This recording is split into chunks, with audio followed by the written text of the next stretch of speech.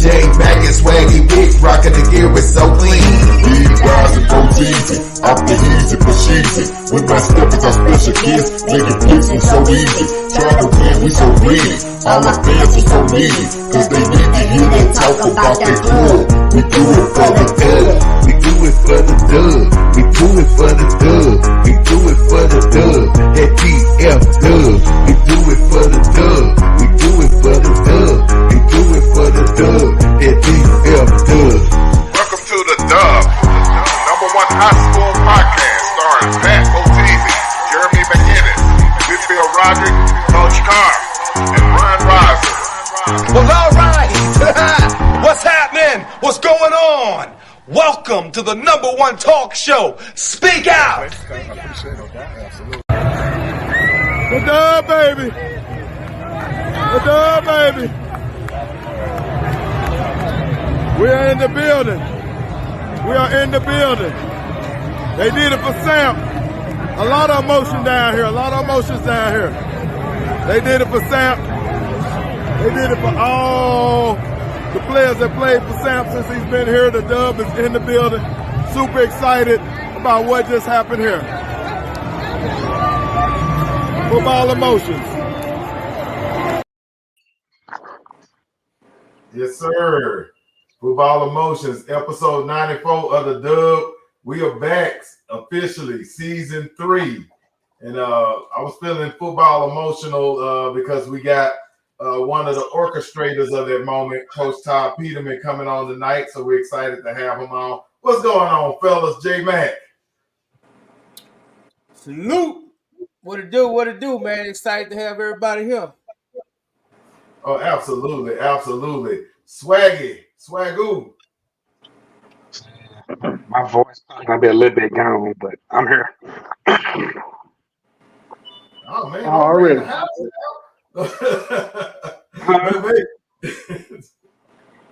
B-Rod, what it do? Man, What up, fellas? No doubt. And Coach, Uncle, T. Oh man, we gotta work on that track too, boy. I ain't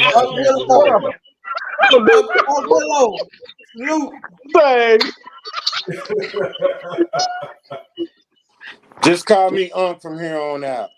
Unc, we got Unc in the building. Hey, let's do like Just call me Unc from here on out. It's all good. on Tuesday nights. The best. What up, Yes. What up, Yes. Salute. What's up, fellas? Hey, What up, Coach? The people have spoken, and boy, it's been hilarious. Good Lord, a crazy 24 hours. But that's how we do, baby. We bring you all the action you ever wanted. Shout out to Unc. Big Unc in the building. What up? I think we got a new Dub nickname for 2020. Hey, free my people. I'm all for it. You know what I mean? Look, I see you. Look, I'm actually glad you put that message in out today too, because I think a lot of people do have the wrong connotation of that, but they don't ever go back in history and see what the real history is. Yeah, right. And it's all good. Alonzo, I know you're mad. and you think I'm being petty, but I'm really not. But when you call me Unc in a negative way, I don't even care what you think or how you think this gonna play out, but I'm taking shots until 1 year today. Hey, bro, and look, and Alonzo, you was wrong for that, man. You had Lydia looking like this, man. We can't have Lydia. We can't have Lydia looking like that. Listen, Hey man, when that show ended last night, say man, me and J Mac didn't get a chance to have words with each other when I called him. Like we answered the phone, we laughed for like 5 straight minutes, bro. Before we said hello. Like it was just man.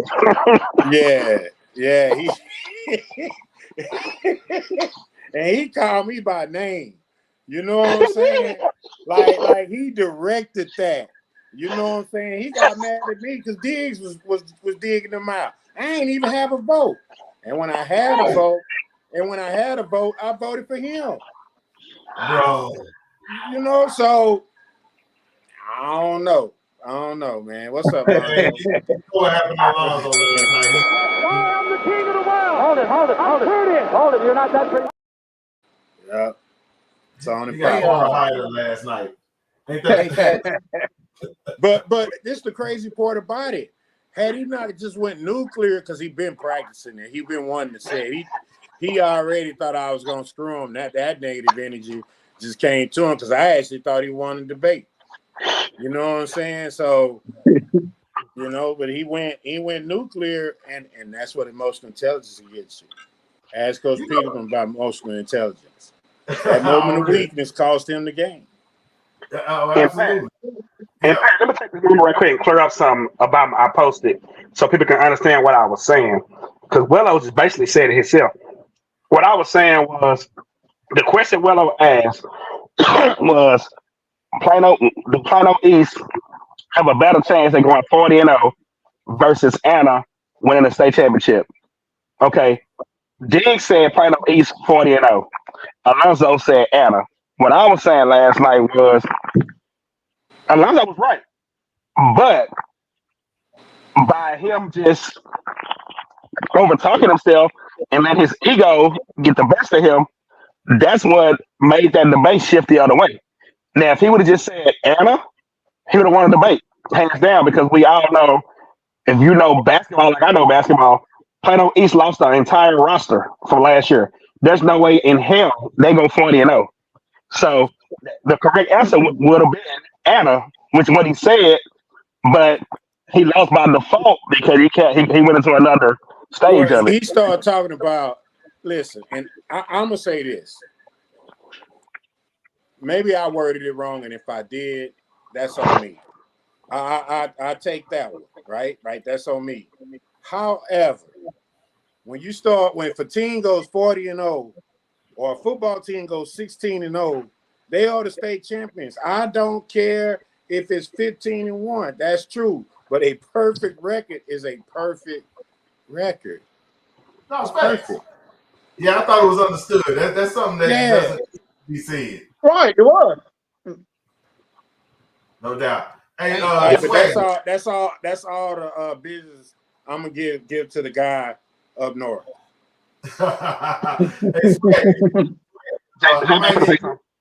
Hey, Swagger, we might need you to go check your feed, man. It sounds like your feed is 0-40. We got to, why don't you go out and come back in so we can get a clearer feed on you. Okay. I appreciate you. But hey, with further ado, I'm going to kind of do. Before I've been trying to get this in, but let's give Matt Stepp a shout out. He did give a dub a shout out on his interview down at coaching school. So appreciate you, Matt, showing love, man. Recognizing. Thank you, sir. Already. That's what I'm talking about. Make sure we get a clip of that so we can play it on the show going forward. But without further ado, I want to bring on somebody that is near and dear to my heart. I've known him over some years. He used to coach my son back in the days. Former state champion, or I guess you can still say state champion. Hey, you state champion for life. Had a team that was number 2 ranked in the state of Texas when they won. Number 11 national ranking. They put up 760 points while allowing only 353, averaging 47.5 points per game. They went 16-0, 7-0 in district. When my son played at Duncanville, they kicked our ass. But also, some other things about this young man. Aaron Valencia happens to be his neighbor. I didn't know that. That was a fun fact. And he's gotten HOA Yard Member of the Month for like 30 months straight. Let's bring him on, Coach Todd Peterman. Welcome to the Dub. Thank y'all for having me. By the way, I've only made HOA Yard of the Month for 14 months in a row. There you go. But I've only lived here for 12 months. So you already came in winning. That's right. Yes. Right. I already came in with. Hey, appreciate you jumping on, man. Now, me and J Mac have constantly been trying to get you on this show. It's been like pulling teeth. I don't know why it's been so hard. You've given me a hard time, but man, I humbly appreciate you finally jumping on this show. I appreciate it, but what did I tell you? Assistant coaches don't need to be on here. Just head coaches. Right? Oh, you must don't watch the dub. I do, and there's others come on, but if you're coaching for a legend, man, I just need to shut up, stay in the background. Yeah.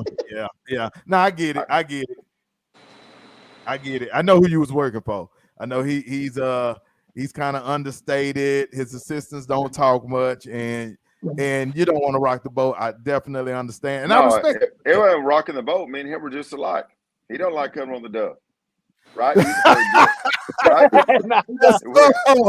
We just don't look the same, but on the inside, we look a lot alike. Hey, so let me ask you that. Let me ask you this, because I ain't gonna lie. Now that you say that, you stood me up a couple of times. Coach Sample has stood me up multiple times. Like, I literally had him ready to go on the show, and they got a call within an hour of the show that he couldn't make it. So that's kind of y'all thing, man. That was orchestrated. No, I've never canceled on purpose. I hopefully I've never done that to you, because normally I just say.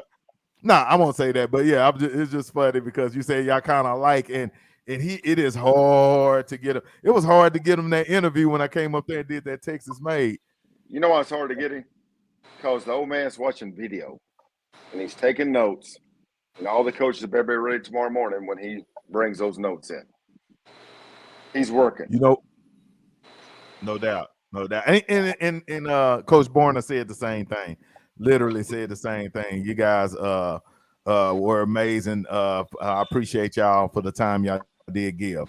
But let me do this. I just want to dig into your history. You said some interesting things in the pre-show, and I hope some of that comes out. But kind of give me your start in football. Kind of let me know where you played high school at, and kind of how you ended up in the position you are in now. Well, I played high school in a town called Rush Springs, Oklahoma. It's a town about 1,000 people. I graduated with about 50.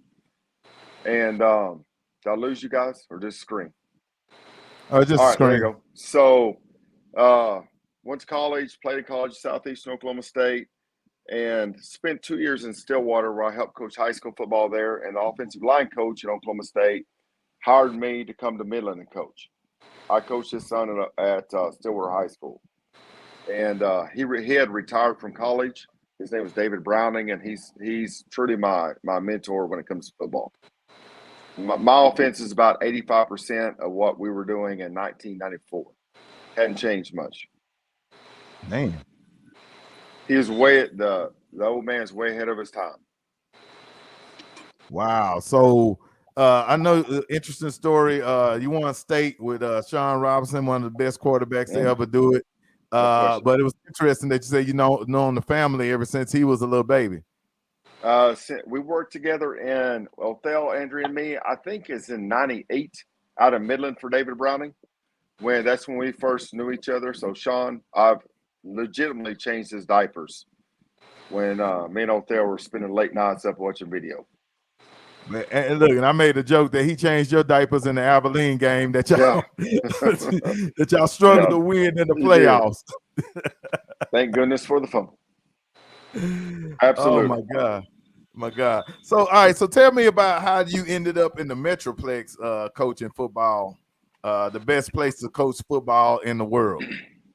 I went from Midland to Tyler John Tyler. I worked for a man named Kelvin Ratliff, and Kelvin was I think at the time the only black defensive coordinator in West Texas, but he was a DC at Midland League High School and won 3 state championships in a row. And he took the John Tyler job, and I went with him to be his OC. And that was when we were in a round robin. We played Longview, Lufkin, and Lee twice. So they were ranked 1, 3, 5 in the state at one point. So we're kind of behind the 8 ball. I was there for a year. Then I went to work at Terrell for Todd York. He's athletic director Midlothian. He'd won the state championship. And then from there, I went to Denison, worked for a few years for a guy named Bob Brown. Went to 3 state championships in a row at Denison, got beat by Lamarck every time. Great coach. And then from there, I went to work at DeSoto for Dave Meadows. And I actually coached offensive line for Dave Meadows his last year. What year did you first go to DeSoto? It was 2007, Cyrus Gray's senior year. So Vaughn had just graduated. Tony Gerard Eddy was a senior. Cyrus Gray was a senior. I think we ended up 10-2, something like that. Lost about 3 or 4 overtimes. No doubt. Oh, wow. So, okay. Yeah, I was wondering how you ended up at DeSoto. Dave Meadows, I know. Yeah, the line coach at DeSoto was Eddie Paul. He's Oklahoma Coaches Hall of Fame. And I just happened to student teach for him. He had retired in Oklahoma, came to Texas. And he was leaving and called me and said, Coach, you need to come get this job, this line job. So I called DeSoto. I honestly had never heard of them. And and my very first practice there, it was Urban Meyer, first spring. Urban Meyer next to Bob Brown. Not Bob Brown. I'm sorry. Urban Meyer next to Mac Brown, next to Bob Stoops. That was my first practice at DeSoto. Wow. Okay. So it's the who's who. Absolutely. That's back when the head coaches could come to practice. All right. Big time. Big time. So after that, you stayed during the Mathis regime and stuff. What was your kind of first encounter with him, and how were you able to go ahead and maintain and eventually become the OC? Well, when Claude came in, actually I'd resigned because it took him forever to hire. And Claude came in and we had a I don't know what time it was, 7 o'clock meeting. Well, I'd resigned like months before because DeSoto was not the quickest hire folks back in that day. And things that happened with Dave, it was just not good. So I taught math. I'm like, well, it's time to go. And so I never intended on staying.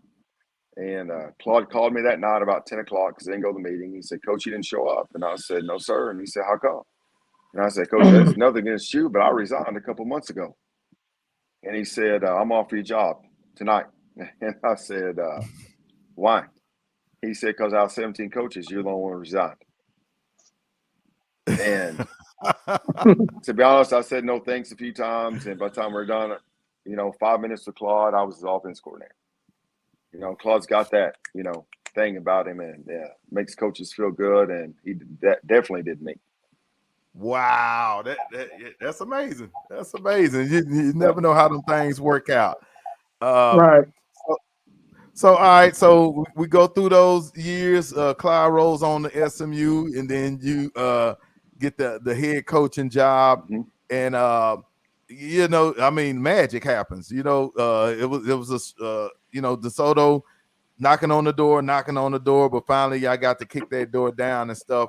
What was just the overall feeling in the program and the way you felt? Because like I said, by that time my son was playing at Duncanville, so I had to watch it from the other side. What was the feeling back then? Well, you really got to go back to the 6-6 season we went through. We had some injuries. Katie Nixon was hurt. I mean, it was a tough year. So I call those kids the orphans, right? That group in 2015. Nobody claims orphans, right? Were they my group? Were they Claude's group? Whose group were they? They're just the orphans, right? But they were a incredible group of kids. Went up losing to Allen, I think 41-40. We hit the upright. And but the kids kept believing. I was blessed to be able to keep the majority of the staff in place. And the key figure in that was Mark Howick, defensive coordinator that we had. He's the only one I've ever had so far until just lately. But Mark's one stayed at Denison in '84, I believe. And then Duncanville in 1998. He was a DC, one stayed. One stayed at Highland Park, and one stayed at DeSoto. So there's 4 of us that have state championship rings from DeSoto and Duncanville. And Mark's one of the 4. So I'm just blessed to be around a great group of coaches. Oh, wow. Brandon Harrison, are you kidding me? Brandon's destined for stardom. With Kimball dropping, even if they didn't drop, what Bam's going to do there is going to be amazing. And then you got up and comer at Jason Garrett there with us, who's at Roosevelt. If there's any way to turn Roosevelt, because they have a great principal, and then they have Coach Garrett, he'll get it turned. Okay, I like that. I like that. Yeah, I actually reached out to Coach Garrett or whatever. I actually seen him somewhere recently, so we're gonna try to get him on.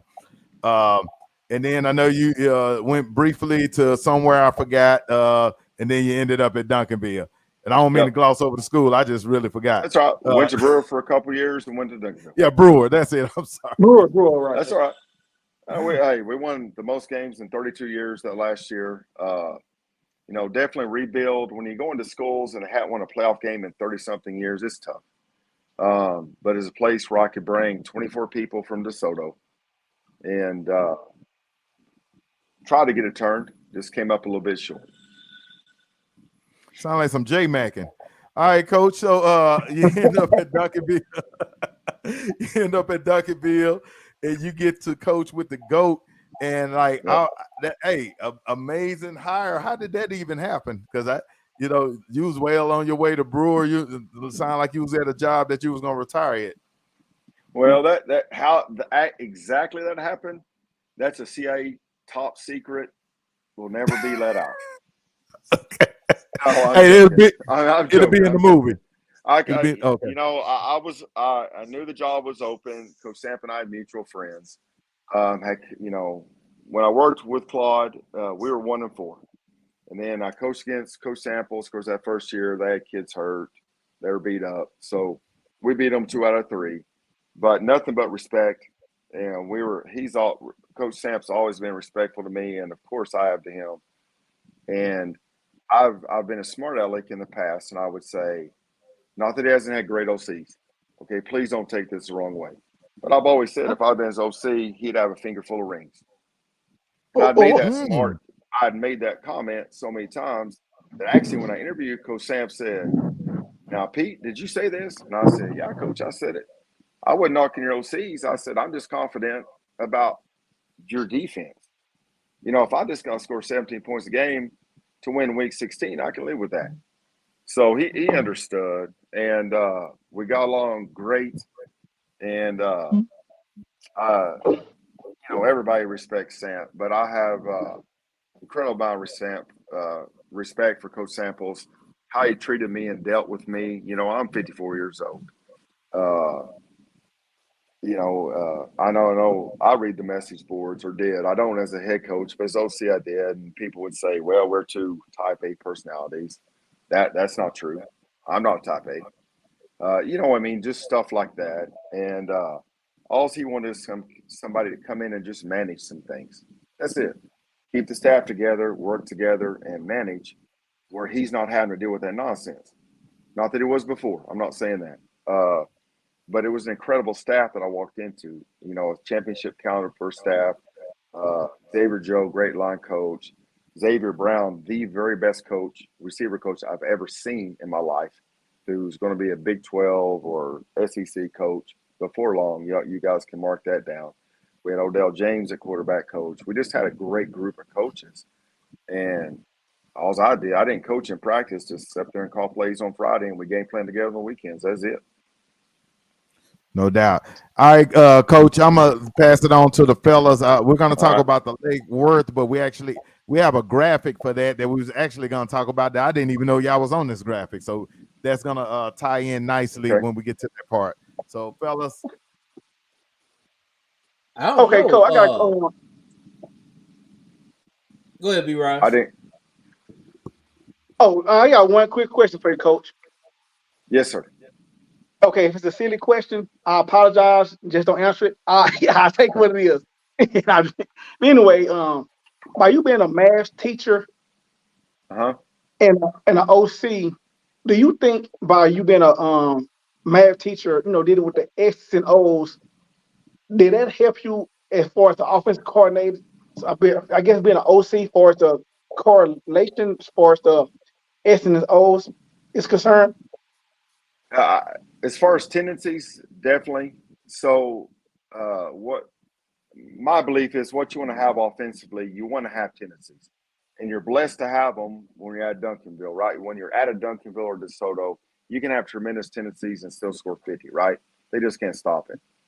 But all of those people that are watching those games are spending weeks putting all that stuff in the computer, and then you're building things for maybe a month, or I'm saying literally maybe 4 games, maybe 3 games, maybe 6 games, setting up tendencies on certain yard lines, certain hashes, and then giving them something based off what you've been doing. So if you're at like one of the schools I've been at, you may go through all those tendencies in one game. You see what I'm saying? So you set them up for a couple drives, then you've got to let it go. Whereas in a Duncanville or DeSoto, you may spend weeks doing that and you never need it till week 5, 6, 7, 8. Then it's like, where'd that come from? So but mathematics, most definitely, that's something that's factor. Okay, well, we want too bad of a question. All right, I'm done. Hey, Coach, I know you said we had 30 minutes. Pat took up 24 of them. So look, I just got. Oh no, I'm sorry. He got 30 minutes after I talked. I'm sorry. If y'all can get Coach Todd on, I'll go 10 minutes longer. He said he coming. He just missed. He on his way. He on his way. But number one, Coach, I know you modest. I know you're Okie. I know you Oklahoma. You proud, but you still the king of the Southern sector, man. Just enjoy. I appreciate that. Just let me tell you that, and just enjoy. Just shake your head. Okay. I'm 54 years old. I'm gonna enjoy it. But on a serious note, man, just give us kind of a kind of an overview of your new team here. And first off, why Lake Worth? That's my first question. Is why Lake Worth? And the second question is, what was the process in picking your coaches, specifically the DC? Because that's my guy. So there you go. Right. Well, I told Sam when I came in, I'm not going to take any coaches. Right. So Shelton, I swear, just fell on my lap. Right. So he was looking to move up and had some deals working. So late in the game, I take that job, and then maybe he wasn't liking a particular deal that he had or an offer that he had. And so it's no brainer for me to make him associate head coach, defense coordinator. I watched how talented he was. I watched what he does with the kids. I watched how much he loved the kids. And I watched what he learned from the best. And Samples is the best defensively. He is. I mean, the old man is crazy good on defense. So why wouldn't I hire him? That was a no-brainer. As far as Lake Worth goes, I've coached long enough to be in situations where things may not be great with the school board, for example, no matter what you do, or the things may not be great with administrators, no matter what you do. I just walked into a place where one is 15 minutes from my house, but I have a great relationship and have had past relationships with their administration. And then I had the time behind the stage to get to know the board and kind of what they were wanting. And I just felt with the administration in place, our superintendent, Dr. Neshba, she's a Texas high school coach's daughter. So she gets it, right? The assistant superintendent is Jeff Seaton. He's Hall of Fame or Hall of Honor at UTEP, ex-offensive lineman, love offensive lineman. He gets it. Our principal is Dr. Luciano Castro. He played football at Cornell from East Austin. He gets it. So when you get into a situation like that and you don't pass it up, and what I've seen from these kids from Lake Worth is that, let me just start here.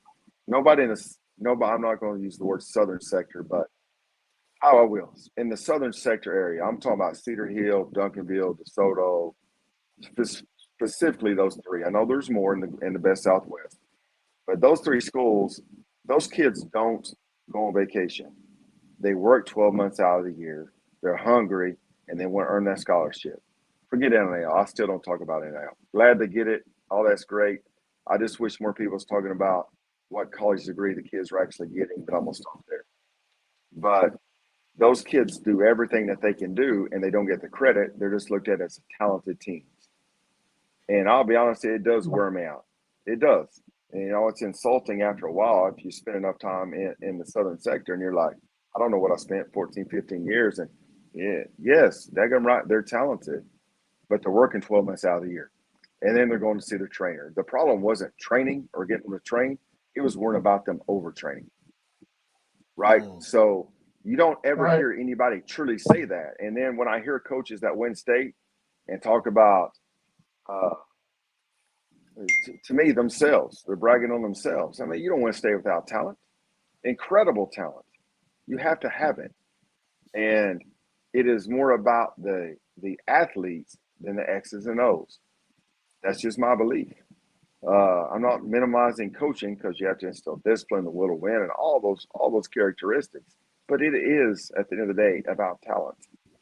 Not that the most talented team always wins, but if you're playing in that last game, you're daggum sure talented. Yeah, absolutely. Go ahead, That's the Willow. nicest way. That's the nicest way a white guy can say it. Hey, man. That's true. Hey, you and Matt Step, man. Y'all live at the barbecue. You don't even need an invitation. Y'all just pull up. Right. I used to pull up with a $45,000 smoker when I was head coach at DeSoto. We did it right. So here's what I learned. Here's what I learned at DeSoto. You can joke about race.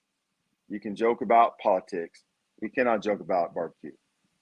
Like somebody's talking, just let it go. Let it go. So I've learned that one the hard way. I had the nicest smoker in Dallas County for someone who doesn't know how to smoke any meat. Damn. What? That's tough. You gotta show us a picture of that. I will, definitely. In your HOA yard. Oh, yeah. Hit me up on Facebook. You'll see it. Okay. Go ahead, Willow. You muted. Oh well, yeah. I've been on pause for so long. I mean, at least 35 minutes we've been on this show. We sorry. We sorry. We're sorry. It's okay. It's okay. I'm just glad to give me about 2 minutes, man. How you doing, Coach? Good. How are you, sir? Man, I'm blessed, Coach. Big fan, man. Got a chance to watch up close and personal the last couple of years as an OC. Very, very impressive. Got a question for you though. How you feel about your backs out the backfield and backs getting in the run game? And do you think offensively that tight ends and the backs out the backfield are missing in today's offenses? Well, I release backs and routes probably about 78% of the time. So when I say 78% as a math guy, you can bet it's 78% of the time the last year at Duncanville. So I'm going to release 5 in the route and throw hot. That's one, and that's not a new thing. I was doing that at DeSoto. We were doing that middle and high in the 90s. And the tight end, we use so much of it, and I did even before Coach Sam that, Laviska Chenault put his hand down for me at DeSoto. You think he wasn't getting the rock? Right. We spent the week against North Shore putting Zach at tight end and putting the guy who was really a tackle at the H-back. We were in zone all night long the same way, bringing the tight end to the safety just so we could run a boot wheel and throw the post for a touchdown. Y'all may have seen that wide open for about 40 yards. So that's great. I can say that and talk that kind of thing at Duncanville, but it's hard to replicate without those kind of kids, right? Correct. So it just seems to me, I see a lot of seams and stuff, a lot of things that you do offensively, getting your tight ends in the seams, getting your back in the seams, flaring them out, and kind of out leveraging people. It's a horizontal stretch. We're going to horizontal stretch with the backs, and we're going quick vertical stretch with the tight ends. Yeah, and it's I don't see a lot of other teams doing that. And another question: do you script your plays? I will script the first drive of the game, and then we'll generally script the first drive of the second half. Now, this is a very unique year at Duncanville where I could be mistaken, but I think we really only played 3 games in the fourth quarter with the starters, where Sam said, "Go get it," because sometimes he'll pull the reins. Because of any coach I've ever worked for, I've never never worked for somebody like him who he's not going for stats, he's not going for points. It's just get what we need to get done and go home. What was the 3 teams? I think it was Woodlands. Of course, DeSoto didn't turn out well, and then North Shore. North Shore. Yeah, when you got to put them. I'm gonna tell y'all one of my favorite Sam stories. I'm never gonna have enough to write a book, but this will be in there. So we really had their number, right? And we had more tricks in the bag. The year before, I shot everything I had in the first half to get that 21 points. We didn't have anything left, right? As far as this little tweaks. So this year I was bound to determine that wasn't going to happen. So we were able to work weeks because nobody really played as close to set all these things up. And we had them out on a little hook and wheel, basically how they were covering it. So I'd saved it. We hit it for maybe 30 or 40, and then maybe we scored the next play. And Sam said, "Pete, you got to slow it down. You can't score so fast." He didn't say. He said, "Pete, you got to slow it down." And I was snapping the ball with 1 second on the clock. And I said, "So what you're telling me, Coach, is to score, but just do it slower." And I'm gonna make this G-rated version. He paused. He said, "Pete," I'll just stop right there. And then he just started laughing. You know what I mean? He got it. I mean, we're feeling the same thing, right? We didn't want to score so fast, but like, oh my gosh, it's there. We're slowing the game down.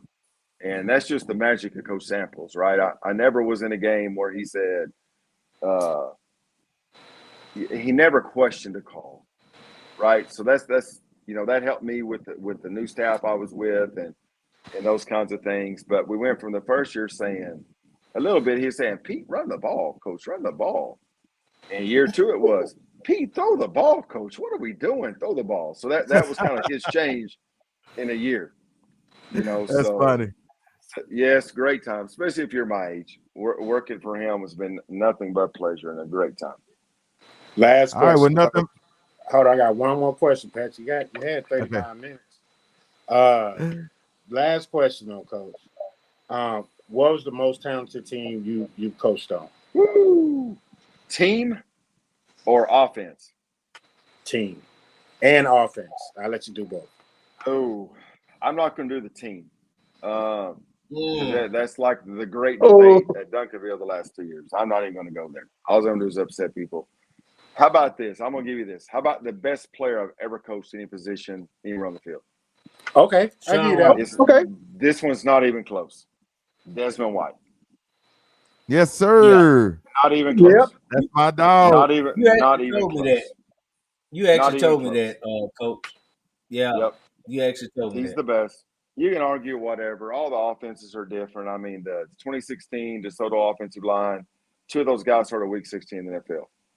The guy played a tight end, so I could line up my left guard, left tackle, and left tight end on the left. All those 3 guys were starting week 16 in the league. With Sean Robinson, who started as a freshman.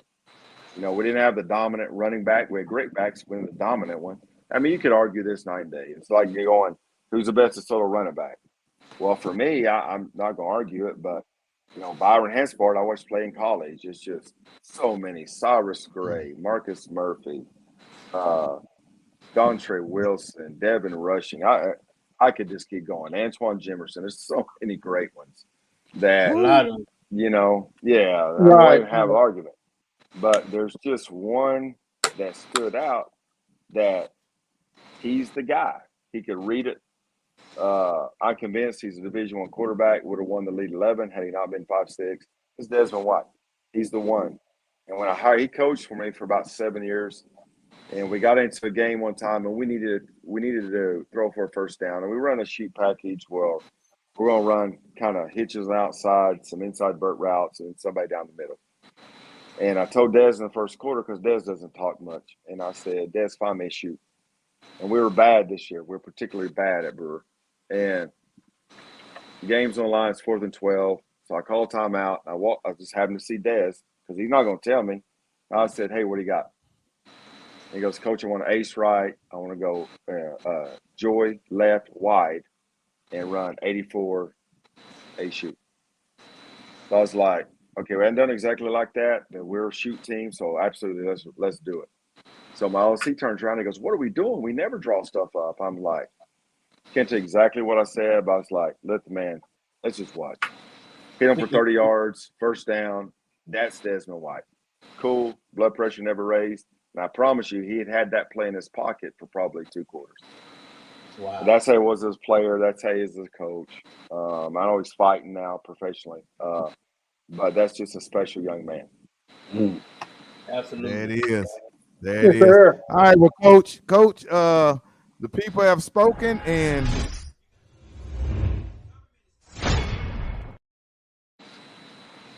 I lost you for a minute. I don't know what that meant. now the people have spoken, and Coach Todd is here. We got Man, Todd on Todd he's the one. crime. What's going on, Coach? Oh yeah. And I said, What look at up, that Coach? guy. All right, let me tell my Coach Todd story. Can I tell that one? Go ahead. Yeah, go ahead. Yeah. It's your show. We're Oh yeah, go ahead. we're getting. I'm really a quiet person, right? So pregame, you won't even notice me. After the game, you won't notice me. You won't notice me. That's kind of my goal. So I'm standing by a guy named Aaron Fletcher. Aaron was coaching college somewhere. One of the best secondary coaches I've ever seen. He'll end up in the NFL, if not this year, next year. So I'm standing by Aaron, and we're playing Skyline. And those pre-games are kind of hot, weren't they, Coach Todd? They're a little heated, right? So I'm sitting there. I don't know the Skyline coaches. Of course, I know who Coach Samples is. So I'm just standing around talking to Coach Fletch, relax. I knew Coach McGee. I talked to him at pregame as coach for Skyline because he's an OP. And I hear this guy yelling at me. And I'm like, look around like, how's that guy know my name? And he's saying yada, yada, yada. I'm not going to get into the exact words that Coach was I saying. can imagine. And I said, I can imagine. Fletch, who is that guy? And he goes, he's the defensive coordinator. I was like, oh, damn. He seems kind of mad. We may be in for a little something tonight. But I think that may be one of the best defenses I've ever seen in 33 years, 32 seasons. But it was Coach Todd's Skyline defense with the kid that went to OU, and then an Allen defense, one of those collar years. But the hardest to coach against defense I've ever done was a Coach Todd Skyline defense. Wasn't even close. Now, that's it. Wasn't even close. They mix up their coverages. It's hard to get them. He may play a linebacker at the end, drop him into coverage. Some stuff that they never did, like we're seeing week 12. I'm like, you got to be kidding me. But that's the old man right there on the screen. Oh, Gucci man. You can do that when you got the players. Yeah, you can. But I'm going to tell you, on the other side of the ball, we had some players too. So he wasn't doing against some scrubs now. He wasn't there. There were some two good football teams out there, those 4 games. Oh, absolutely. And I was at every little Yes, one sir. I think the pregame may have been more exciting than the games, but yeah. That was young Coach Todd back then. That was young Coach Todd, wasn't it? It was quite interesting. I can imagine what a young Coach Todd was saying. All 4 of those pre-games, I said with Coach McGee, he was their secondary coach. Again, he's an Okie, and I'll just sit there and go, can you believe they're doing this, Coach? Nah, Coach. We're kind of the same temperament, right? We're just sitting there chopping up like, is this really happening, Coach? Yeah, it's really happening. And Sampa beating his apple and Claude be going crazy. So, but definitely an experience. Hey, B-Rise, it was like Highland Hills versus Beckley or something. Bunton versus Dixon. Hey, the really only scary year is when they brought the security guards and put them on the 50. Remember that, Coach Todd? Yeah. And that was like, man, these guys have guns because they're crazier than we are. That's what I was saying. Like, man, get these guys off the field. These guys are truly nuts. We're just faking nuts. They're really nuts. And I thought some of them had guns. I was like, please get the guys with the guns off the field so we can play this daggone football game. Hey, those are tense moments. Yeah. One of them was a great game. The other 3 didn't go so good for the Eagles now. We was 1-3 in that span. Yeah, well, that one, it wasn't even a great game because y'all just beat us.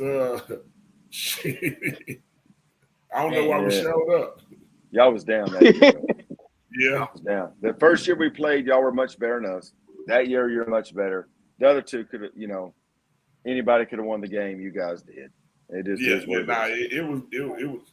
it was much respect, even though it was like a Florida State, Miami type of atmosphere, Michigan, Ohio State. It was a rivalry. Yeah. And the winner had to go home. Yeah. We did 3 of them. You lose. We did 3. Give us your best Peterman story, Todd. I mean, so I never knew who Peterman was. I always just knew the name. So I used to always see a dude with a little briefcase walking, but Man, I never hey, seen him. whoa, Coach, I still carry that thing, man. Hey, No, I carry my medications in that bag. That's hey, my medications. hey, All right, it's a bag. This is a funny Same story bag. too. So then I used to ask McGee, like, man, who is Todd Peterman? You know what I'm saying? So he finally told me, like, that's him right there. So when you thinking of somebody scoring and then you see him walking out there with a little bit of briefcase and stuff, then McGee like, yeah, he the offensive line coach. I'm like, huh? So it was one of them pre-games where both teams got into it and stuff. And McGee came up to me like after the altercation got, diffused and stuff. And he said, man, they keep doing this. They gonna keep a lot of us from getting good jobs because of this shit that's going on out here. You know where he heard that? Because that's exactly what I told Coach McGee. Yeah. I said, man, you see all these ADs? We're talking. I said, see all these ADs up in the stands? I said, man, they're here to find some good coaches. Hey, and we're acting like fools, man. Hey, and little did we know, he won the state championship before Cloud, and I ended up winning one before Samples. So I guess it turned out all right. It worked out all right. It worked out all right. It did. But no, I always had much respect out of my 23 years of coaching. Peterman offense, because I would start scouting them, like I would take their week one stuff, and McGee can tell you, I would be breaking them down from week one of the season, not even knowing if we were going to play. But I would chart everything they would do from the opening week of the season all the way up until week 12 for round 2 in the playoffs to already be ahead on what we were going to see. And out of all the coaches I went against, he top 2. Him with his DeSoto offense that we used to go against, and then also the Stony Point offensive staff back in those times. Those were the 2 offensive coaches that I had the most respect for because of the diversity of what they did offensively. Like one year he had Marcus Murphy, and he could tell you the whole week of practice, all we said was whenever Marcus Murphy run out the backfield with tackle his ass. He tackled him. In the first play of the game, they sent Marcus Murphy out, and my defense being tackled the hell out of his ass. No. Hang on. The year of the great defense, I went 2 back. So I wheeled Murph out of the backfield, and I was running a slip screen to the left. Yeah. And I told Murph, I said, walk up to the defense and point at him and tell him, I'm fixing to run a wheel. Here it comes. Y'all missed him. He's running wide open, but I outsmarted myself through the slip screen for 12 yards. That's actually what happened. The rest of the time, y'all tackled him. We couldn't get it out. The next time we started tackling his ass, the whole first drive, they got like 3 personal foul penalties down the field. And by the time they really ran the play, they was in the damn side the 10-yard line. And we had to give them up that touchdown. But Will, in that game, we had 90 plays of defense at halftime. Yeah. Y'all out there playing option football, Simon. Yeah, because they would go, and then we'll go sit down, and then Mike Davis will go score right back down the field. I think we started like down 21 that game too. Now y'all went up that 2010 year with Ordinary. Remember, y'all were up first on us, and we had to come back, and then we went up. Okay. Like 35-21 or something like that at halftime. Yeah. Absolutely. And we held on at the very end. We had a that's foul, and the dude dropped the ball for DeSoto, and he worked at Jack in the Box too, right there on Burr Creek. And every time I used to say, thank you for dropping that ball. He dropped the ball on a seam pass, and Wallace ended up running and just chasing him, and he just dropped it, and we would have lost that game. Yeah, that was another shoot route. That was the shoot. Yeah, so I had much respect. He's for coaching now, but yeah, same here for Coach Todd. I'm glad you got. I appreciate it. I appreciate it. So I don't. It's either the trifecta would have been Bam. Get Coach Todd and Bam on one deal. I'm like, man, I'm in heaven. I just shut up and listen. But it was similar to in your day. It was like a Carter Kilmer game, if it was a bit more competitive and more for in the playoffs. You got to remember, I was around during that time, so I was at them games. Like I saw them firsthand. You know what I mean? Like we was doing all your shirts and stuff on the sideline, all your gear. Sure was. Yeah. No, I was there. Hey, Coach, man, listen. I got a question for you, right? Has anybody asked you, like, why that job that you took out of all the opportunities I'm sure you had, like, what made that job so appealing that, you know what, this is where I need to be? Like, you want to have now? Yes. Sure. So, yeah, I got it. But like I said, I kind of went over it early. Coach Todd's really got to understand this. So the ability to have or build a relationship with the school board is important, right? For the ability to board to see value in what you do, what you bring to a school. And then you filter down that, you get your superintendent, assistant superintendent, which you generally have two. So the two assistant soups I'd worked with in prior schools, one at DeSoto and one at Brewer High School. So these are two people I can trust. Then you throw in the superintendent that has a vision and a goal, and then you throw in the fact she's a coach's daughter. Right. And that they're going to financially take care of my staff and me. I'll go to work. And I'll tell you, I never intended on being at a big school ever. And I've spent 32 years being at bigger schools. I'm from a town of 1,000 people. And then whoever's asked me to do these interviews, this is rare. Because this is not me. I'm not built for Duncanville. I'm not built for DeSoto. I'm just not. So I guess, you know, from an athletic standpoint, did you see talent-wise where you like, okay, we can make this work, it's enough talent here? Or did you know, like what players have really impressed you since you've been there? We have a linebacker, tight end named Jeremiah Gordon. We have skill kids, right? So it's just about getting the offensive line, defensive line going. And for me, learning how to play kids, the skill kids, how to teach them offense. We've always been able to have great skill kids and them go play defense, offense, Coach Todd. But it's harder for those guys to come over and play offense, right? So you've got to spend your summers doing it. You got to stay committed to it. And I've failed in that in the past when I needed to. But this year we haven't failed.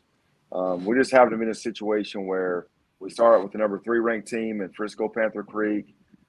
We open up the next week with Brock, who I think is ranked 6th in whatever class they're in, because they're always great, right? And then we play Crum, and then we play Lake Dallas, who was 10-2 in 5A Division II, and I think they barely got beat and didn't play a very good game against Wichita Falls Rider round 2, so they very easily could have continued on playing. And then we finish our non-district up with Brown, who traditionally is a strong power in 4A. So it's an incredibly tough schedule, pre-district, and it is what it is. I promise you I didn't make the schedule. You know, Sam was asking me about scheduling the one team that Duncanville's playing week 1. I said we don't need them. We just don't. Whenever, like I said, whenever your district with Cedar Hill, DeSoto, Waxahachie, and then you're going to play Sauk. Like you don't need it when you're playing 15, 16 game schedules. You don't need those games. Right. And I could care less when I was at DeSoto's head coach about national rankings. I could care less. We were ranked in 16. Nobody knows this, I don't think, but we were the number 1 ranked public school in the nation in 2016. You don't hear about that, but we were the number 1 ranked public school in the nation. You know, I don't have that on a ring. I don't have that on a T-shirt, and it's damn sure not on my resume. It doesn't matter. Texas, football is king. And I believe we're the king of the nation. Who cares if we play our state opponents? I could care less. I don't know how Sam feels about it. I don't know how Claude feels about it. I could care less. Hey, Coach. So, Coach Todd and Coach Todd, we're gonna throw this up right here. This is Matt Steps predictions, and I gotta get this comment off of there for your district. And it's an interesting district. I didn't realize Waxahachie Life was in there and stepped up in class like that as well. But how do you feel about where they got you ranked? And then the fellas, y'all can kind of like we did on Sunday night, kind of give y'all order of prediction. I'm gonna start with Peterman, and then I know you're not gonna predict it, but Coach Todd, kind of give me your rankings after that, and then we'll go through the other fellas. So I've watched one game since I've been to Lake Worth, one team. I've watched Frisco Panther Creek. I started that last week. Coach Scott can kind of testify this. When you get into a school late and you get your coaches in late, your focus has to be on you. And this is something Samp does. Our focus at Duncanville was on Duncanville. And I've kind of taken that same approach into Lake Worth. We got to worry about us. So we're working against Samp's defense every day. Even though Panther Creek will line up, probably play a 3-3 stack with 4-2-5 principles. But that's all we're worried about right now. All right, Coach Todd, the other Coach Todd, the 2 times. That's what I say, 2 times. We did this Sunday night, the exercise or whatever. You're looking at this. What do you think about this? I know you don't we don't talk a lot of 4A football, but we are this week. Biggest one, Coach Todd. Yeah. I mean, I don't have a lot of familiarity with the teams, so I can't really make an uneducated, assumption. But I do know Coach Peterman. I know whatever they are now, if they predicted to be 3, I expect them to be slightly higher than whatever their projection is. And you know Coach Shelton too. Oh yeah, Coach Shelton. Yeah, Coach Shelton. Yeah, he be talking some noise too. Yeah, he do. Like Walter said, you're supposed to have a good quarterback or something. Coach, I have no idea. I've only seen That's Waxahachie Life. Panther Creek. Yeah, Waxahachie Life. Yeah, number 5. Yeah. I mean, but I don't know too much. I've heard of Kennedale a lot. I'm not sure about Alvarado. I just expect whatever Coach Peterman do, they're gonna be better than the projection. So that means put them somewhere at 2-1. I hired a coach from Sagu, Kevin Pointer. His son played at Waxahachie. He's a quarterback, and so he's a bullfrog now. Okay, Yes, yeah, sir. I know Kevin Pointer. I've known him KP came since over. little. Yeah, that's a good hire. That's a good hire. Yep. Yeah, he was a college coach last year. He coached against my son's team. Good deal. Yes, sir. We'll go B. Hey Live. guys, What can you think about we break in and do one thing? I just have one All right. favor. And this, Yes, sir. I want Aaron Bliss. I need my stepson to step in here and give his pick for the Lido district. Oh, You yeah. got 1 I'm minute sorry for about that. that. Oh, okay. Yeah, let's bring him in You gotta real go to quick. bed. Let's bring him in real Oh, quick. okay. Hang on, let me make sure they can see your face will be right there. Come here. Which district? Here Let's put he it up is. on back. Hang on. All right, so I got him. Yes, sir. All right. Slim, who's your pick for the Lido football district and pick to win state championship 5A Division 1? Alito. Say it louder. Alito. There you go. All right. Are you a That's his future pick, Bearcat? He's He a got on the future jersey and Bearcat. everything. Yes, sir. Good deal. Good deal. Now, Coach Todd, I was rooting for you, brother, when y'all was playing Lido. You know that.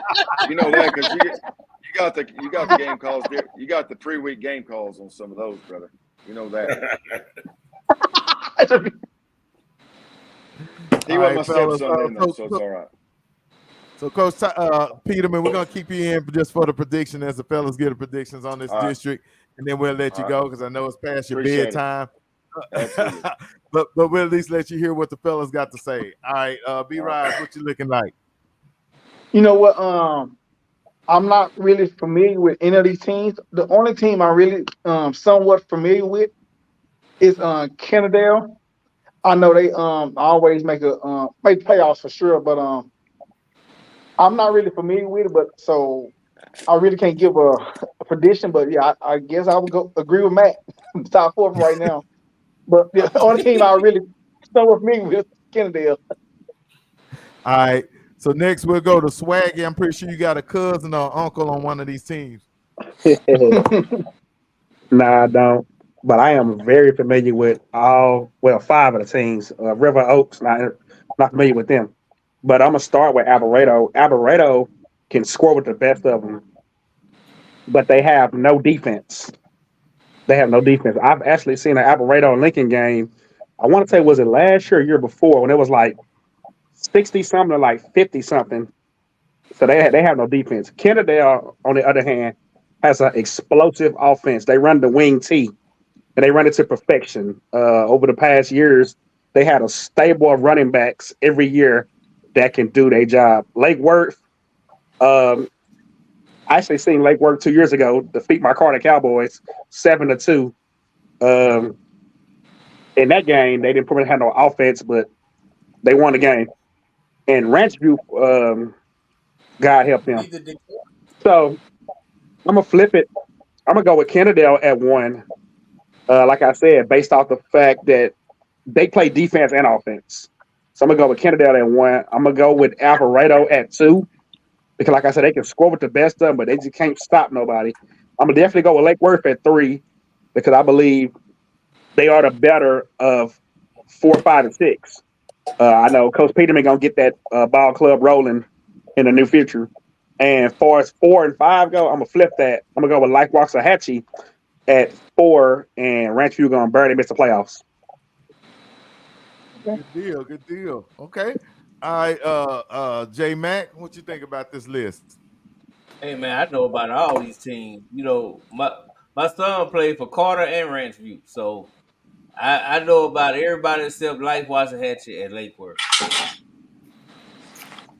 But hey man, I'm gonna go with Alvarado number 1. I do think they got a pretty good quarterback. And that's what the game about. We haven't seen the Porter kids, or maybe I'm pretty sure Coach probably laughed at me. But right now we got to go with Alvarado quarterback. And I like Alvarado, man. I love, man. You ever go to a game down there? It'd be crunk. I'm gonna go with Alvarado, then Lake Worth, Kennedale, and hey man, I gotta go with them Wolves, man. Ranchview Wolves, man. You know, my son graduated from Ranchview, so yeah, 4. Yes, sir. Good deal. Good deal. All right, Coach Carr, what you got? I got Kennedale 1. They are the defending district champs, so you can't just automatically jump them if you haven't beat them. I'm gonna go Kennedale 1. I think Coach gonna turn it around for sure, and plus, them seam routes that he likes to run, his shoot package is virtually unstoppable. I don't know what type of players he got to execute it with. He might not get the ones that can go the distance, but shoot 15 yards in the first down, he'll take that every time. He brought Coach Samples with him, so I feel good about Lake Worth. Then I go Alvarado, and I don't know, man. Everybody else, close your eyes and pick one. Already. Right. No doubt. Hey, I'm gonna do what Coach Carr did the other night. I'm gonna go with whatever Matt said on that.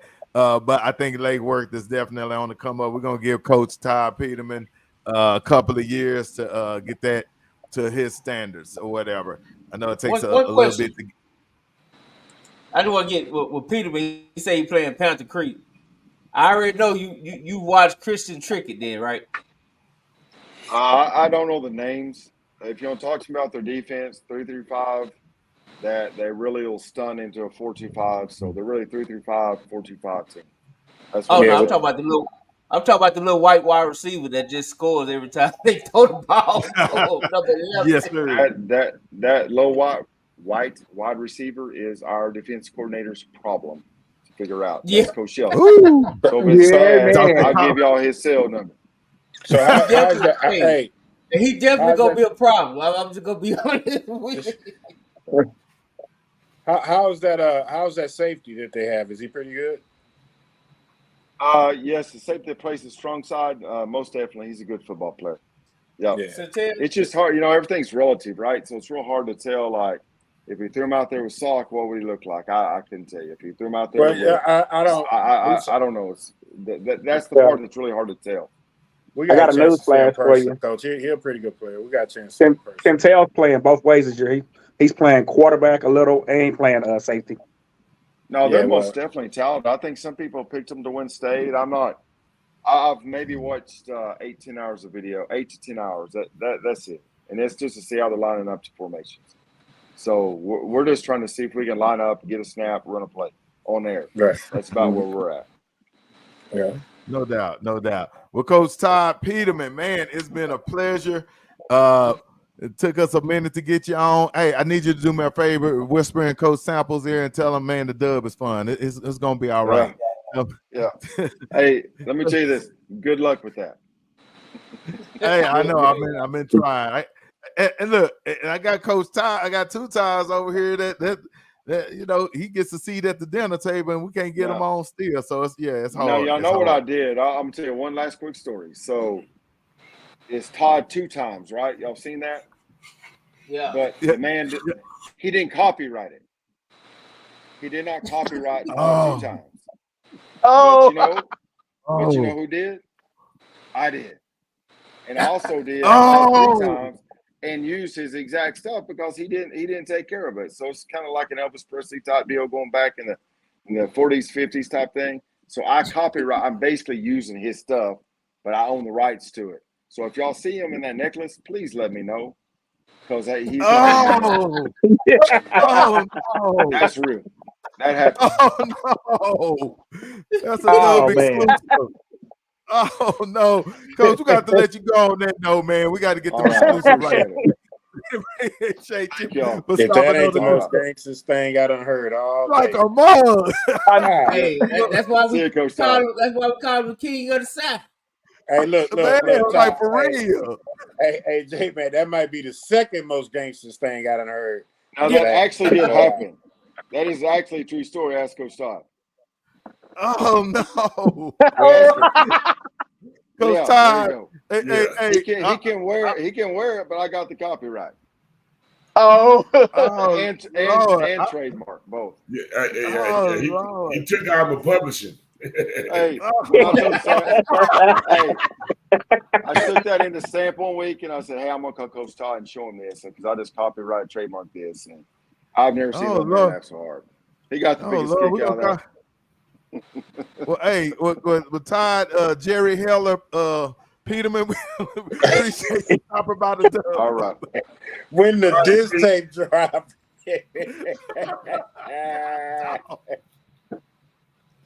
Oh, it goes down on the dub, boy. I'm telling you the truth.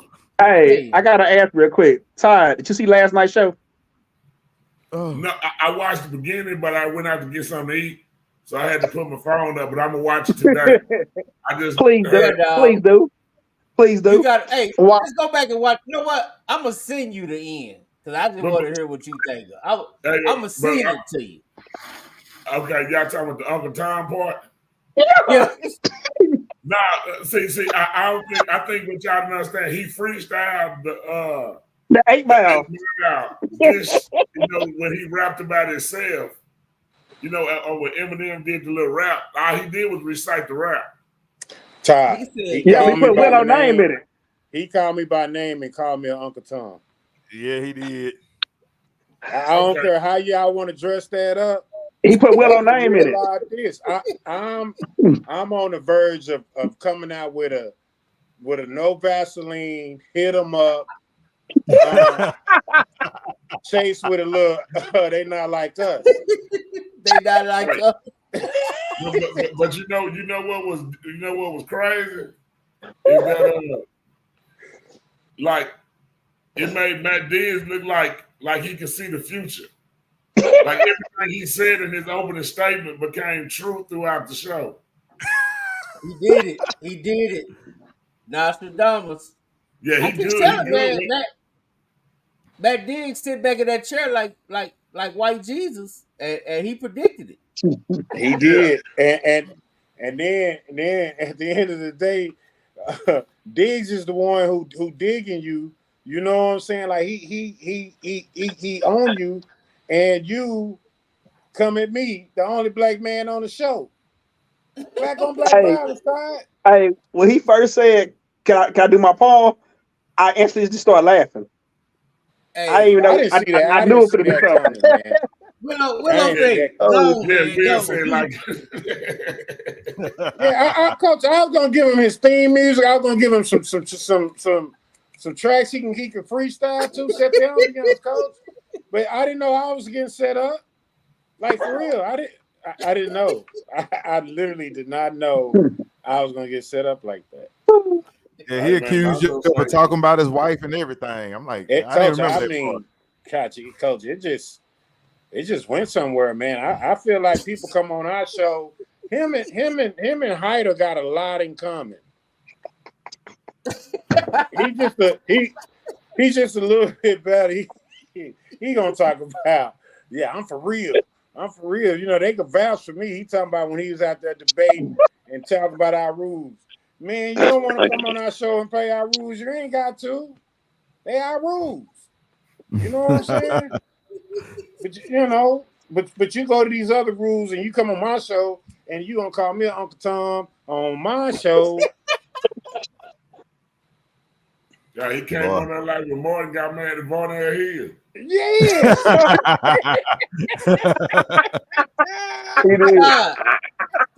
Todd, he did the ultimate table flip. Like he didn't just flip the table. He bust the windows out. He pulled out all the drinks and knocked over the food tray. And you know what the most player part was? When he exited out the shit.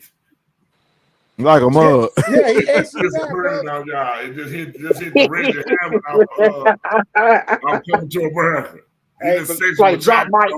He dropped the mic. He dropped the mic, folks, but he was trying to get all the way out, so the mic didn't drop all the way. He couldn't get out. It stumbled on the table. You know what I'm saying? But listen.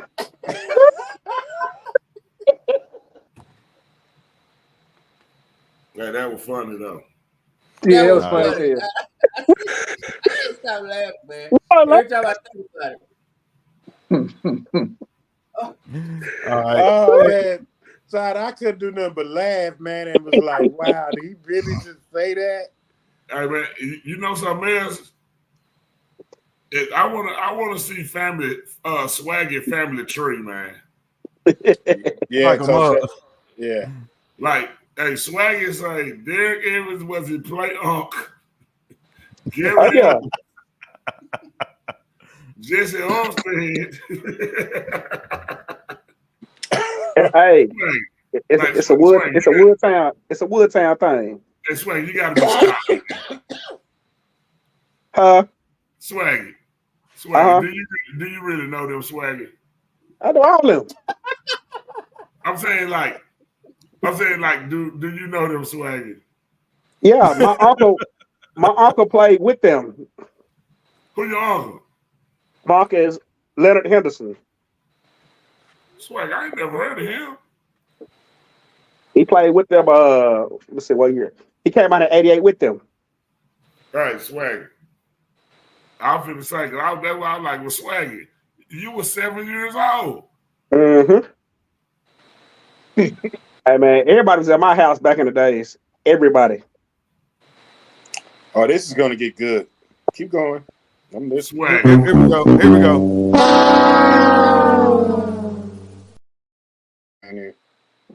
I like it. Say, man. Hey, Swag, hey, when you be saying your ups, I'm like, how Swaggy can everybody? Everybody.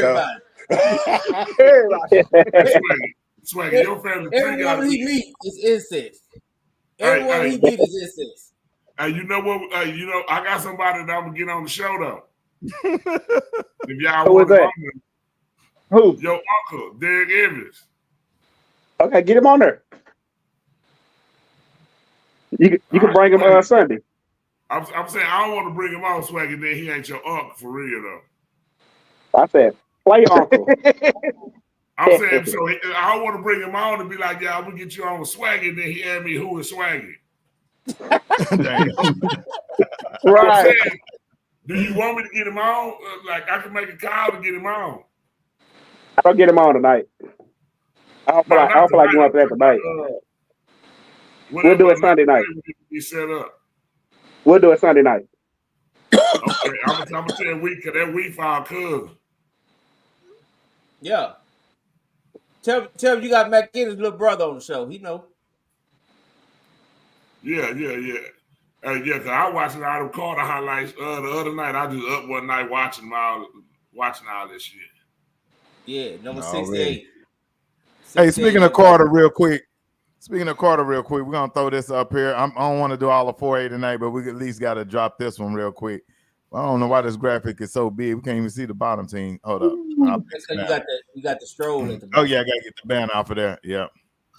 All right. So Coach. It don't matter, it's Lincoln. Damn, if Lincoln at that guy, damn. Ooh, damn. Okay. Dang, he got North Dallas ahead of Lincoln. Dang, North Dallas over Velt. Lincoln? They got Velt over everybody. Velt had like 7 players. Damn. Like I sure got my. That's a big drop for Hutch too. Oh, yeah, that is. This was a great district in the 80s, but right now we're talking about 2024. Ooh. So B Rise, talk to us. What we looking at? All right. You know what?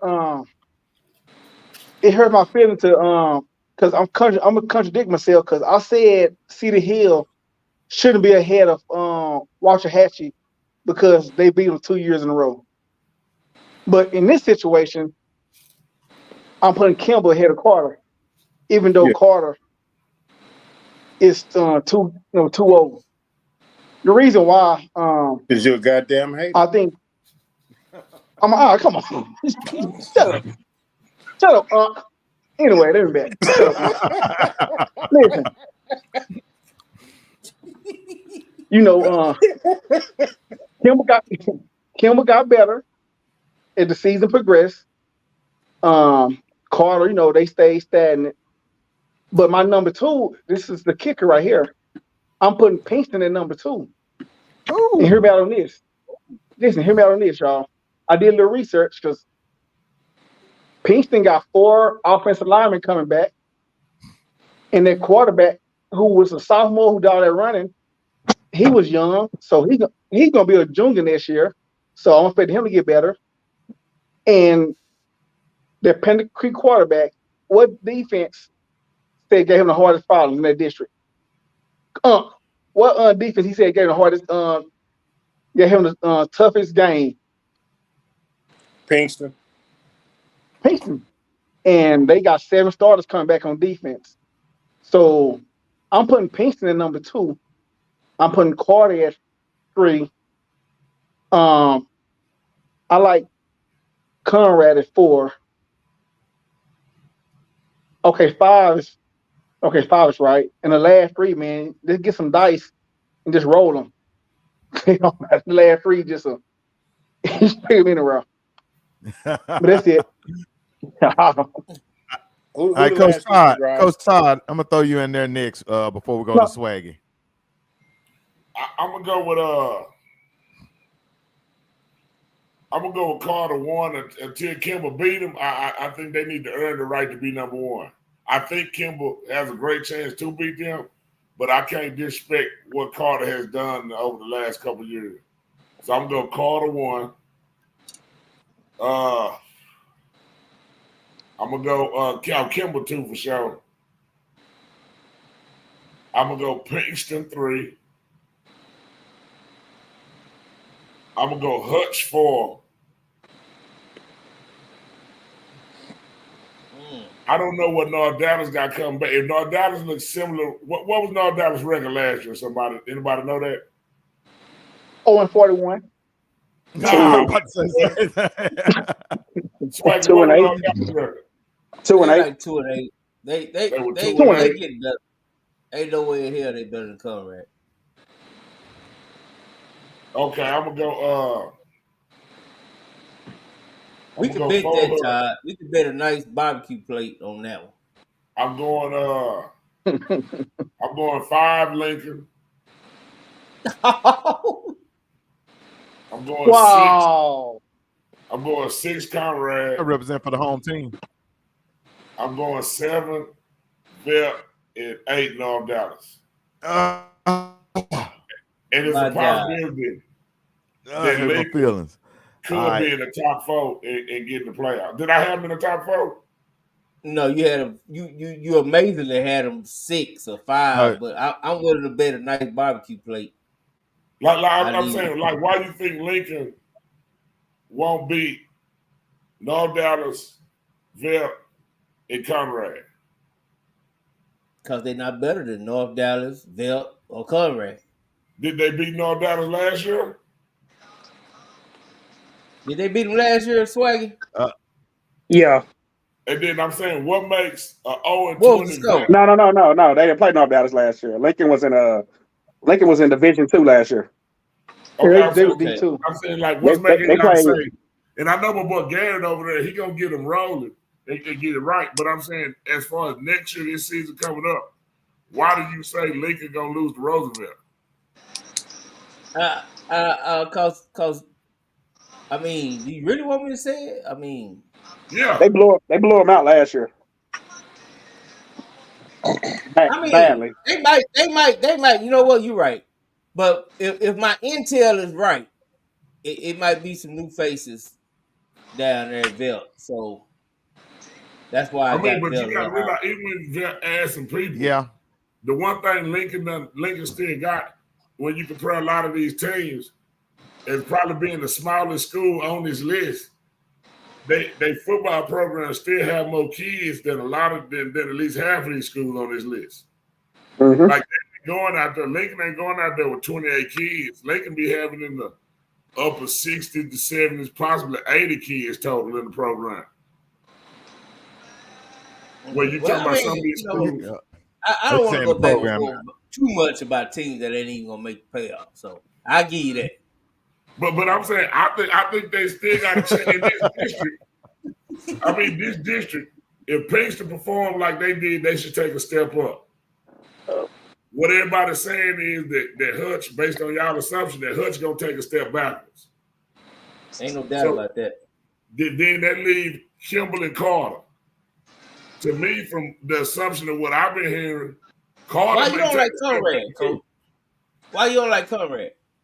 Because I don't think Conrad will beat any of these schools if the talent is not comparable enough. Like Conrad lost, they running back that's supposed to be coming back, and then the other running back that used to go to SOC that graduated last year. And if you look at their production, I believe a lot of it was based, on the success of them running the ball with those guys last year. I think Conrad got a good coaching staff. I don't know if they're gonna have enough pieces to finish up here. If he got the pieces, I can see it, but I don't know if he's gonna have the pieces. Okay, so 4 wide open. That's basically what everybody's saying. Yeah, I think Conrad lost. I think they lost their coach from last year too, didn't they, Conrad? No, he I think Conrad lost their coach from last year. I mean, they lost okay. Also, Lincoln beat Roosevelt. Okay, Lincoln beat Roosevelt last year 31-0 for reference. So they beat the hell out of Roosevelt. So Swaggy, what's your predictions? And then we'll go to J Mac and Carr. I want to go last. All right, cool. J Mac, what you got? Give me Kimball, Pinkston, Carter, Woo, and Conrad. Woo, that's a hot list. That's a hot take. Who out of Conrad beat last year? I don't know, but I'll they're pull gonna beat that the up rest in of a them. second. Yeah, pull that up for me, Mr. Producer. All right, Coach Carr, what you got? They disrespecting your boy. Oh, Willow, don't cut But me out, no, Willow. I mean, listen, I got. Listen, it's simple, man. You got to beat the champ. And now nobody on this list is one district in probably 200 years. Okay, so let's just start. So we gonna get a first. You goddamn right. We gonna get a first. We gonna get a first. It's one district, okay? Nobody. So whoever wins district gonna get coach of the year. It's up for grabs, baby. I'm telling you. I got Carter first. I got Kimball second. I definitely am locked in at Pinkston at 3 for sure. If the intel is true at Velt, I will put them at 4. If it's not true, then they would have to slide down. I mean, it ain't really no difference between. If belt is belt, it ain't no difference between 6, 7, and 8. They all. I mean, I know Todd want to lock into his alumni, but no, I'm just being honest. He don't love I'm just saying. Well, I'm just saying clearly, because I look at my alumni and I look at your alumni, Todd, and woof. Yeah, I mean, y'all. I will say this, Willow. What you think about this? This whole district is one and done, boys. No. I think if you win this district, you got the best chance of everybody going to the second round. Right. So you think the winner of this district? You think the winner of this district could be the Lake Dallas, Aubrey, Sulphur Springs? Yes. Or Paris? Yes. Okay. Yeah, I agree. One and done, but if whoever's in first place is a definite first place winner, then they definitely got a chance. They should win the first round. Now, second, third, and fourth, they in trouble. Spots. Yeah, they in trouble. This whole district is no addition. Well, I'm going to say this. I seen the additions of a Pinkston, and they finally got them a quarterback. I think if they don't go out and want to throw the ball all over the field because they finally got them a quarterback and stick to what Pinkston is Pinkston and add in, I think they'll be fine. So if you're out there and you hear me, Lewis, don't go out there and change your whole MO because you don't got your quarterback. If it go 5 wide. Right. Like this, what I'm trying to understand with y'all. Conrad was 5-5 last year. Yeah. Yep. 2 of those victories were Thomas Jefferson because they played them twice. Uh-huh. They beat Fort Worth, Jarvis Hill, Diamond Hill. Mm-hmm. And then they beat Rice, Adamson, and Adamson. Okay. So what you think 5 through 8 is? Thank you. Like you said that like any of these teams, like the rest of them teams could beat Rice. What I'm saying is, if you go on strength of schedule, the 4A Division II district is harder than the 4A Division I district of last year. Yeah, I ain't because hearing the all last that. year people they only were pretty much playing. You had a couple teams, and then but you had to play more Dallas teams. No, I ain't trying to hear that. Okay. I bet money Lincoln be in the top 4. Okay. I told y'all better play. Yeah. I don't know about that. I hope Lincoln is top 4. I'm saying. I hope Lincoln is top 4. The one person that should slaughter everybody in my eyes is Kimball. So I'm keeping him in 1 by far. You can't tell me Carter lost players, y'all say, they're starting at DeSoto, and they're just going to replace them. That means they got to drop too. Nope. And not to no second. They got Seguin backup linebacker playing QB. I mean, you said that like that was Tom Brady, Drew Henson or something. You know what I'm saying? I'm just saying that he big. He big and he mean. Oh, so now we spell man B-I-G. Okay. Have you ever seen this kid play before? I'm saying, have you seen him play? I haven't. Have you seen him play? Nah, he big. So we going because he big. Now that's the difference. Okay. Hey, shout out Todd Peterman. He said Kimball and Roosevelt gets in.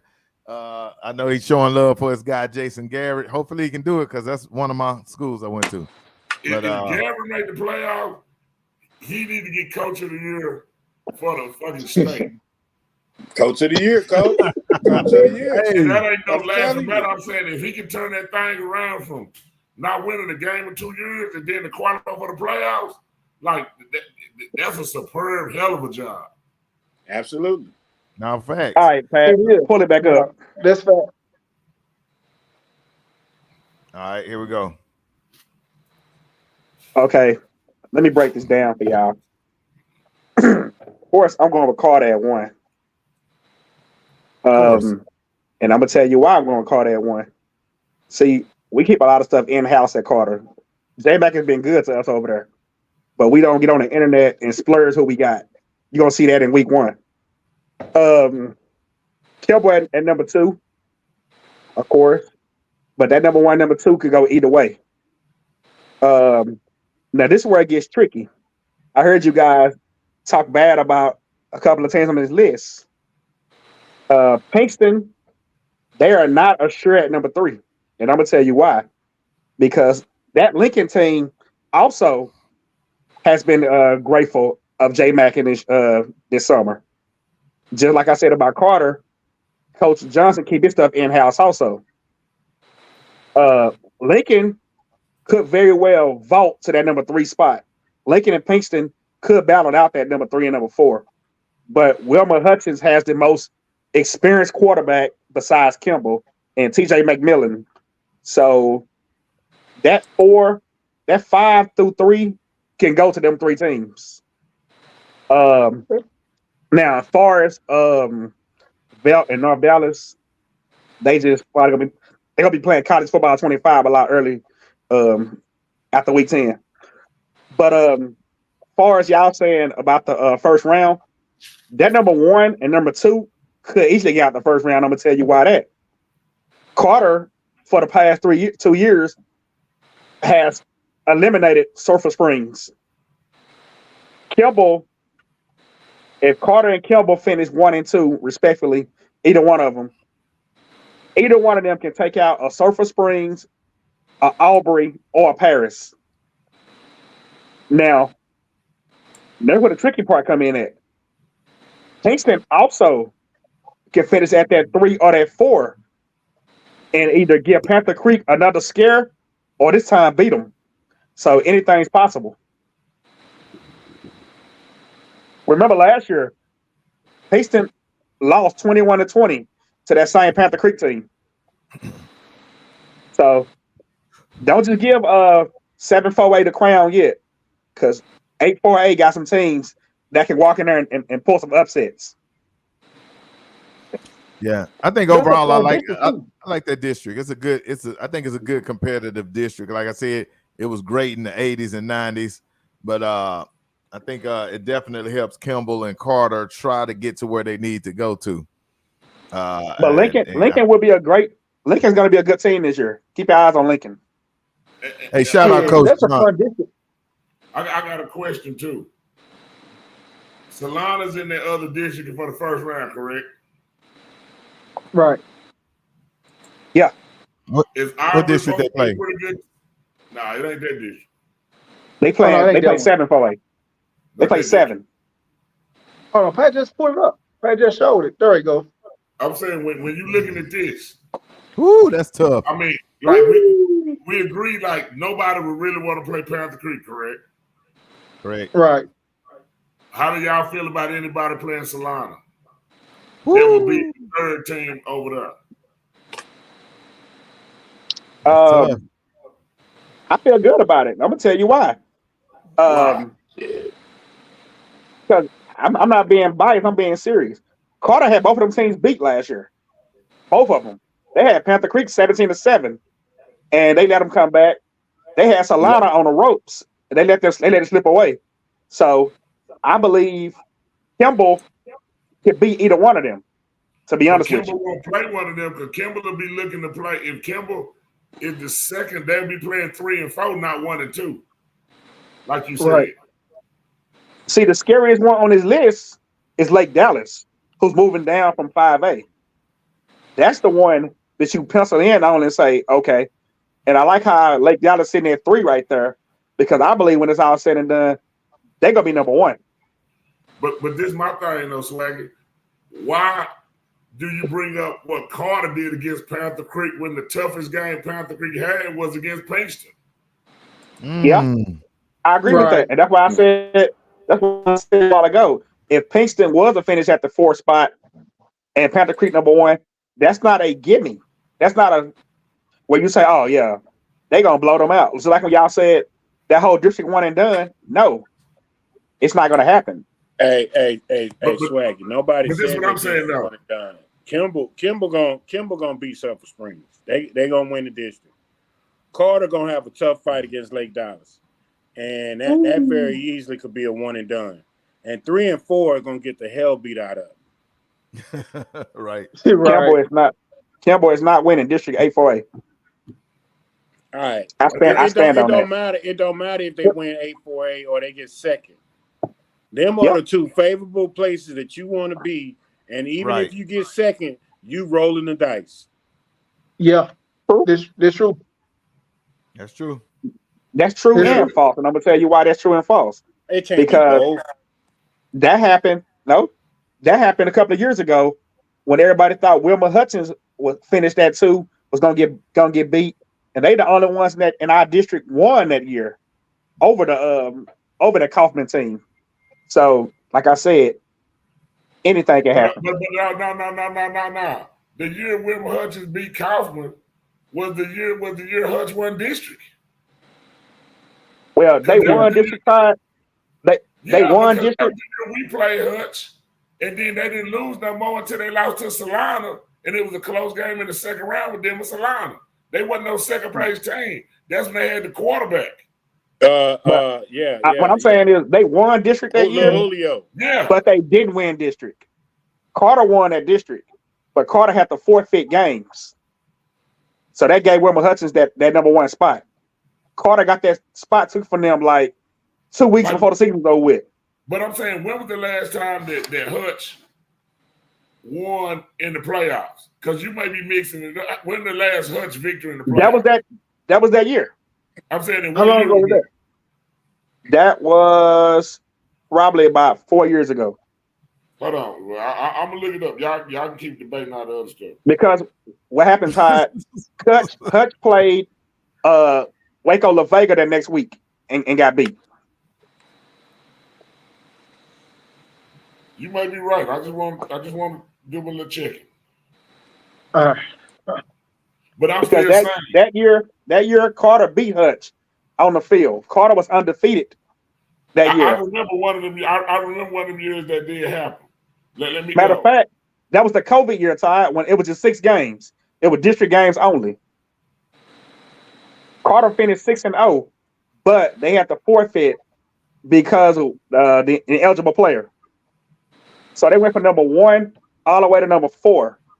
Carter got beat by Melissa that year, 70-70. No, Orgal, 70-14, 70-14 after in Orgal, and Wilma Hutchins defeated Kaufman that year. Yeah, the year Wilma Hutchins defeated Kaufman, they didn't beat Carter 34-30. No, they lost to Carter 34-30. They lost to 34-30, but they beat us by forfeit. Yeah, so they ended up getting the game back. And so Hutch, that was Hutch only lost until the second round of playoffs, right? They lost to Waco La Vega. Yeah, 42-7. In Corsicana, I went out there. Which means that the Carter Hutch game was very close. No matter how it went. It ended off Hutch had punted the ball, and it was something like a punt, and they got legally touched, and Carter ran it back. Okay. So and then on 4th and 7 with the game on the line, well, I think it was by 10 seconds, Carter quarterback rolled out on a bum ankle and threw a pass, and the receiver caught it, and they won the game like that, 34-30. And so what I'm saying is now, when you go into this district exam, the likelihood of somebody beating Salina in whatever place Salina falls, do you think that's a high probability or low? I think it's high because I feel like over the years, I feel like these teams ain't laying down like they used to. Like I said, I feel like a Carter, Kimball, Pinkston can give Salina a battle if it comes down to one of them playing them. Like our fourth place like a Lincoln Hutch. I don't see it, but I think Carter Campbell Pinkston can go out there and battle with him. So you think Carter is better this upcoming year or last year? This upcoming year, Carter's gonna be good. I'm saying, why do you think they're better than last year's team? What I'm asking. Because Carter finally has this year's Carter team has a quarterback. So they didn't have one last year. They had one, but he got hurt. So they did have one at this point last year at the same time. He got hurt in the second game of the season, 2 years in a row. And then they put the athlete back there at quarterback. Exactly. This year they have a pure quarterback. And now now Cam can play. Cam can do what he do now. He don't have that weight on his shoulder to play quarterback. He can play receiver. He can play running back. I'm telling you, that's who you want to watch out for this year. That's gonna be the man.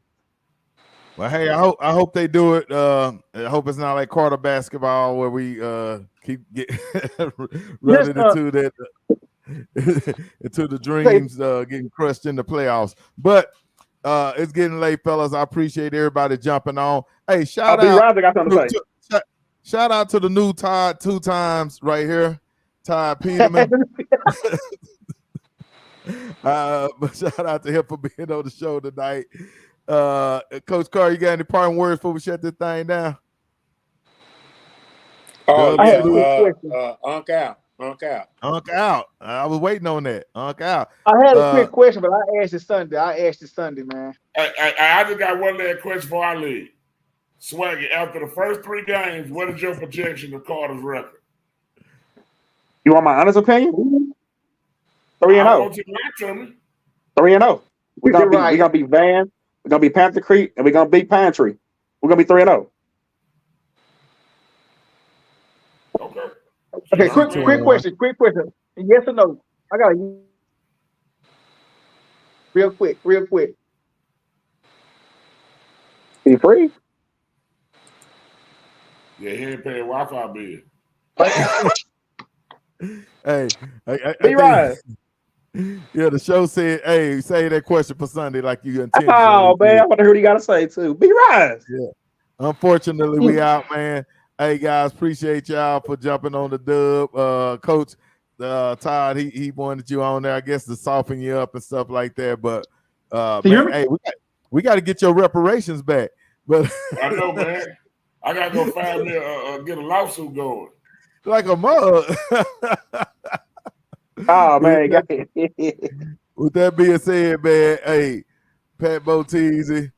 Hey Ty, when y'all start practicing? Full pads. And I can't stop the show for nothing. We don't start till August 12th. Okay. Oh yeah, I want to step through. I want to see what it look like. I need to see Kamari I'll be up Morgan. Morgan and Kopecki and everybody else. I can't wait to see what y'all got going on. All right, man. Dub out. We out this thing. I'm tired. Peace. See y'all Sunday night. The Dub. Hey, I'm Reginald Samples, 6A Division I state champion. I just want to give a shout out to the Dub, my favorite podcast and program. Ron Murray, Mr. High School Holler, K104, the biggest out at the 214 day camp. Big shout out to the Quentin Jackson, you know, the Duncanville All-World quarterback. It was good. The Quentin Jackson, shout out to the Dub High School Podcast. Big shout out to the Dub, man.